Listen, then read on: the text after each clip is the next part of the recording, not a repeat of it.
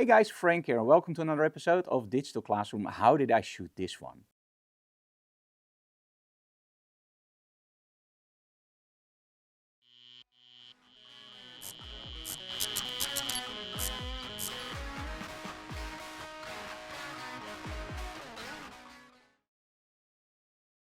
During the workshops, we always experiment with light quality and light sources. Every light modifier gives you a different light quality.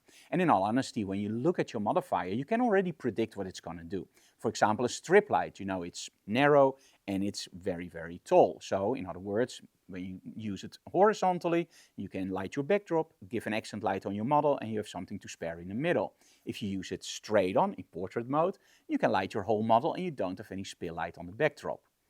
So, great light source.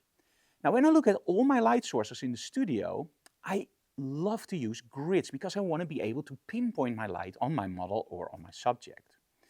And somehow I just love Rembrandt lightings, maybe because I'm Dutch, but that whole lighting from Rembrandt, that triangle, I just love it. But one of the things that I don't like about that lighting setup is often how the backdrops create. Because, let's be honest, if you do a Rembrandt lighting, your main light is a little bit behind your model because you want to make sure that you see that triangle. Now, because the other side is so dark, I always choose to use some accent lighting there.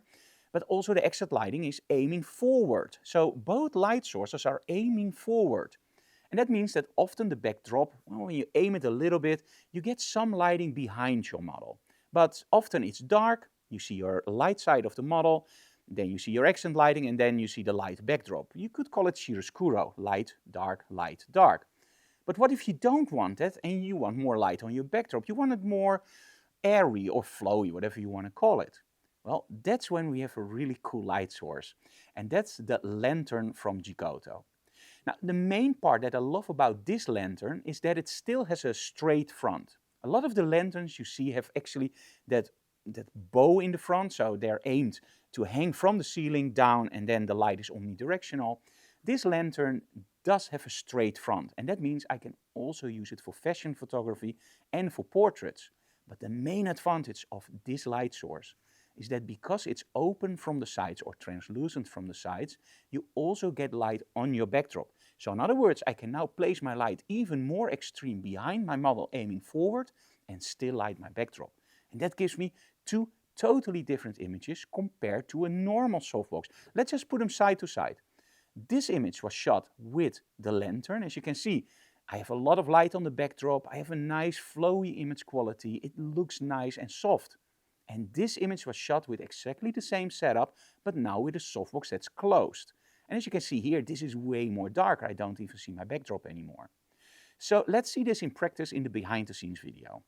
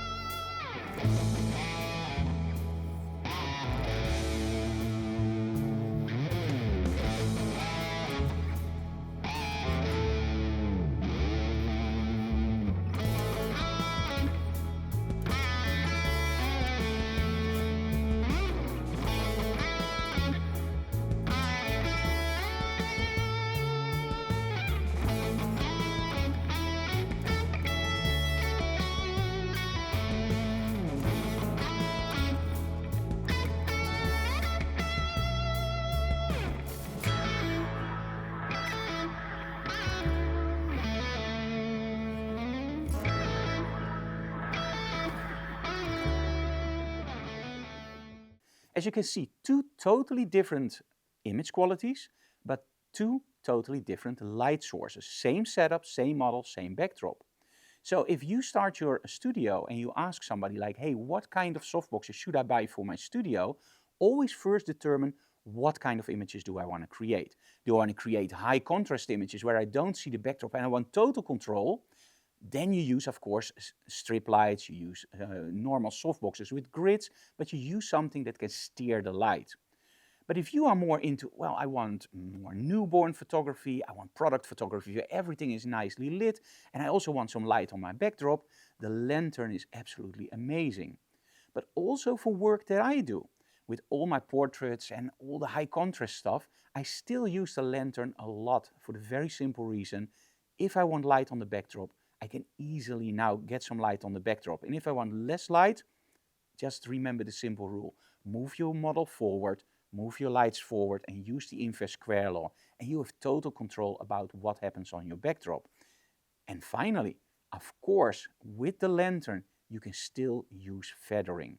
So if you run out of the distance, you can still angle the lantern because, well, nobody tells you that you can't, for example, light your model with the sides. So in our setup, we're actually using, of course, the front of the lantern to light our model. But if you don't like the amount of light hitting the backdrop, nobody tells you that you can't take the lantern, just turn it all the way towards me and maybe use only a small part of that open part on the backdrop and use the rest to light your model. In the end, it doesn't matter how much light is lost, it determines how much light is hitting your model and how much light you don't see because we crop it out. The lantern, a very, very cool light source. And, well, you can use it in many different ways. It actually surprised me because when I saw it the first time, I thought this is not the light source for me because, well, it lights everywhere. And then when you start using it, it really grows on you. And it's now one of my favorite modifiers. Hey guys, thank you so much for watching. If you have any questions, feel free to leave them in the comments below. And maybe you see your question answered in the next episode of Digital Classroom. And of course, hit the bell and like notification button because we love that new people find our channel because that way we can grow. See you again next time. And if you are looking for a new modifier, check out the lantern. I think you're really gonna like it.